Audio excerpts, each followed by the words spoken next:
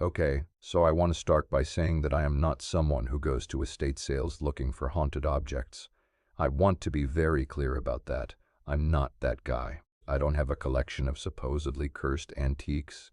I don't seek out items with dark histories. I'm not fascinated by that stuff in the way that some people genuinely are. I went to that estate sale because I needed a mirror for my hallway, and I was trying to furnish my first real apartment on a budget. And estate sales are a great place to find actual quality pieces for not a lot of money. That was the entirety of my reasoning.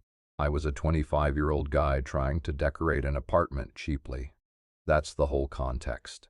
The estate sale was on a Saturday morning in early spring, one of those mornings where it's still cold but you can feel the warmth trying to break through, the sun doing its best against a sky that hasn't quite committed to being clear yet. The sale was at a house in an older neighborhood, one of those streets of big Victorian-era houses that you find in Midwestern cities where money accumulated in the late 1800s and built itself into architecture that has outlasted everyone who originally lived there. The house itself was impressive even from the outside. 3 stories, wraparound porch, ornate trim that somebody had loved once and that had been maintained by subsequent owners with varying levels of dedication. The sale was being run by a company that does this professionally, the kind of operation where everything is tagged and organized and there are people stationed in each room to answer questions and handle transactions. I'd been to a few of these before. They're part treasure hunt, part archaeology, part quiet meditation on the fact that everything a person accumulates over a lifetime eventually ends up tagged with a little sticker and picked over by strangers on a Saturday morning. There's something melancholy about them that I've always found weirdly peaceful. All these objects that mattered to someone, looking for a new place to matter. I went through the main floor first, the living room and dining room and kitchen, looking at furniture and household items with the specific eye of someone who has a particular need and a particular budget. I found a couple of small things, a set of mixing bowls, a floor lamp that I thought could work in my living room, but I hadn't found the mirror yet. I went upstairs. The upstairs of the house was 3 bedrooms and a sitting room that opened off the landing. The sitting room was where they'd concentrated most of the decorative items, framed artwork, small sculptures, decorative pieces of various kinds. And on the wall opposite the door, leaning against the baseboard because it was too tall to hang on the available wall space without some preparation, was the mirror.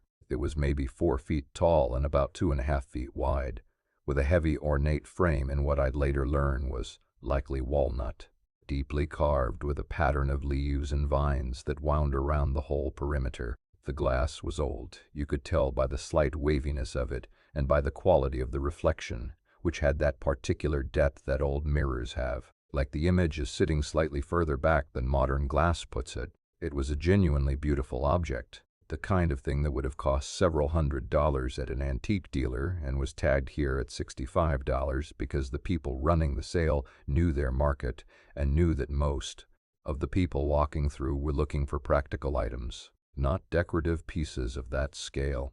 I stood in front of it for a while just looking at it, at my reflection in it, which is what you do with a mirror. And my reflection looked fine, normal. Me in my jacket with the morning light from the sitting room window behind me. Nothing strange about it. I bought it. I got it home with some difficulty.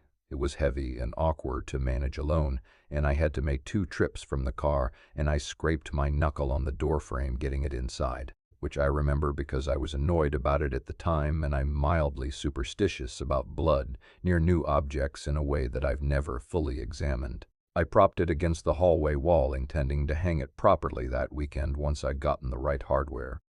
The first night I noticed something I told myself was the light. I was coming out of the bathroom late, maybe midnight, heading back to bed, and I passed the mirror in the hallway, and I glanced at it the way you glance at mirrors when you pass them.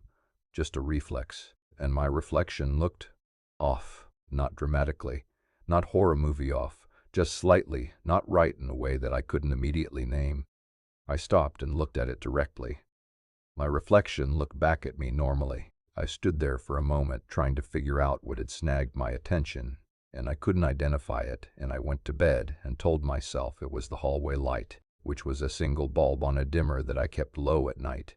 and that old mirror glass distorted things slightly, and together those two factors had made my reflection look briefly strange in a way that my half-asleep brain had flagged as significant. This was a completely reasonable explanation, and I accepted it and went to sleep. Over the next week I had maybe 3 or 4 more of those moments, always at night, always when I was passing the mirror rather than standing in front of it deliberately, always a glance and something's wrong feeling that resolved into normalcy when I looked directly. I started avoiding looking at it when I passed it at night, which I noticed myself doing and found slightly annoying because I didn't want to be the person who was afraid of their own hallway mirror. Then about 10 days after I brought it home, I had a dream that I want to tell you about carefully. In the dream, I was in my own hallway. That's important. It wasn't some unknown dreamscape. It was my actual hallway. Accurate in every detail, the paint color in the floor and the light fixture and the mirror on the wall. Everything exactly as it was. The only difference was the time, which in the dream seemed to be very late. The hallway dark except for the low ambient light that comes in from street lights through windows. I was standing in front of the mirror, and the reflection was wrong, not in a small, subtle way, in a way that was impossible to miss or explain away. The reflection showed my hallway, my walls, my floor, everything behind me accurately mirrored, but in the reflection I was not alone. There was a figure standing behind me, not close, not threatening, just standing in the hallway behind my reflection, at the far end partially in shadow. A person-shaped darkness, standing still, facing toward the mirror. Toward me. In the dream I couldn't move. Not paralysis exactly, more like the stillness of someone who understands instinctively that moving is not the right choice right now. I stood and looked at my reflection and at the figure behind it, and the figure was still. And then very slowly, with a deliberateness that made it worse somehow, it raised one hand, not waving, not beckoning, just raised, palm out, like a statement, like it was making sure I saw it. I woke up with my heart going fast in a dark bedroom, and I lay there for a while doing the breathing thing you do when you're trying to tell your nervous system to settle down. It was a dream. Dreams are strange. I'd been mildly unsettled by the mirror for a week, and my sleeping brain had processed that unease into an image. This is what dreams do. This is entirely normal. I believed that. I went back to sleep. In the morning I stood in front of the mirror in full daylight and looked at myself, and my reflection was completely normal, and the mirror was completely normal, and I felt a little embarrassed about the whole thing. It was a beautiful mirror. I was being ridiculous. That night I called my mom. Not about the mirror, I just called her. Regular call. We talked every week or so, and at some point she asked how the apartment was coming along, whether I'd gotten the furniture sorted out, and I mentioned I'd found a great mirror at an estate sale, and she asked about it, and I described it, the size, the walnut frame, the carved leaves and vines, the old wavy glass. There was a brief pause, and she said, "Where was the estate sale?" I gave her the street. Another pause. She said, "That big Victorian house on the corner?" I said, "Yeah, the 3-story one with the wraparound porch." And my mom said carefully, "Do you know whose estate it was? Do you know who lived there?" I said I hadn't asked. I said it was one of those professional sale operations. They didn't really tell you the story of the house. My mom was quiet for a second, and then she said, "I think I know that house. If it's the one I'm thinking of, a woman named Harriet Voss lived there for a very long time. She died a few months ago. She must have been in her 90s. I said, "Okay." My mom said, "I don't know much about her. She was a private person. But there were stories about that house when I was growing up, about Harriet." She paused. "People said she had a gift, that she could see things in mirrors that other people couldn't, that she used them that way deliberately." Another pause. "I always thought it was just stories. You know how neighborhoods talk."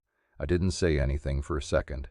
Then I said, "What kind of things did she see?" My mom said she didn't really know the specifics. She said it was the kind of neighborhood legend that circulates in a general form without a lot of detail. The old woman in the big house who was a little strange, who kept to herself, who people gave a wide berth to without being able to articulate exactly why. She said, "It's probably nothing. It was probably just an old woman who liked her privacy and got a reputation because of it. I said, yeah, probably. After we hung up, I went and stood in front of the mirror again. In my hallway in the evening, the low hallway light doing its thing. My reflection looked back at me. Normal.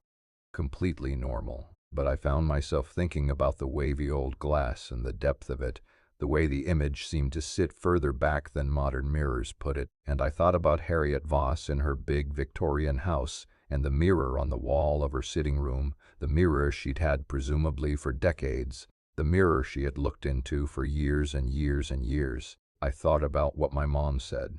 She could see things in mirrors that other people couldn't, that she used them that way deliberately.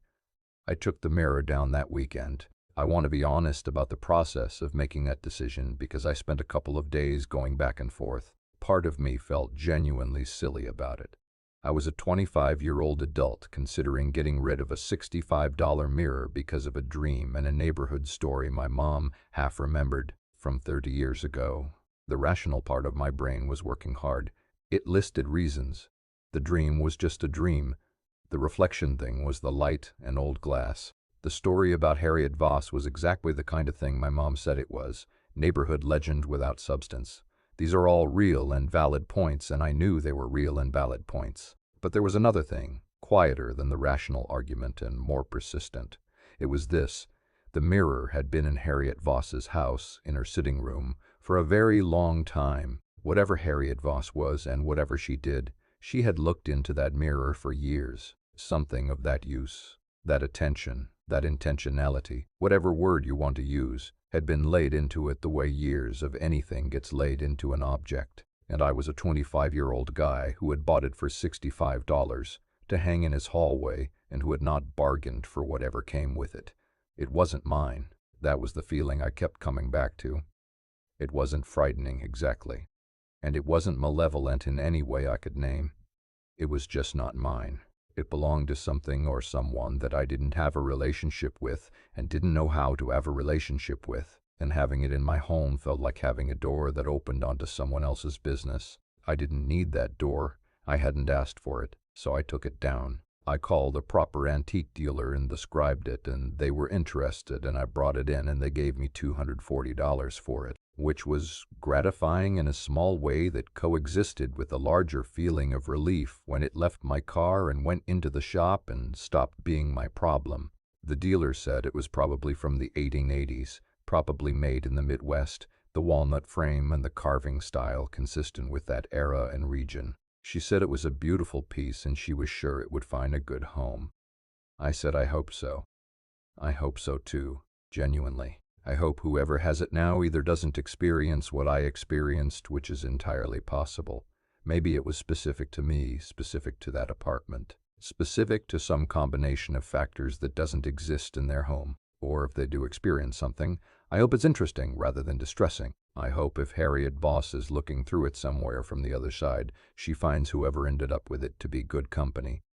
I have a different mirror in my hallway now, brand new from a regular store, flat, modern glass, nothing interesting about it at all. My reflection in it is completely ordinary every time of day or night. I have never once glanced at it and felt that something was wrong. It is a completely normal and uninteresting mirror, and I am entirely grateful for it. But I still think about the Voss mirror sometimes. That walnut frame with the carved leaves and vines. That old wavy glass with the depth to it.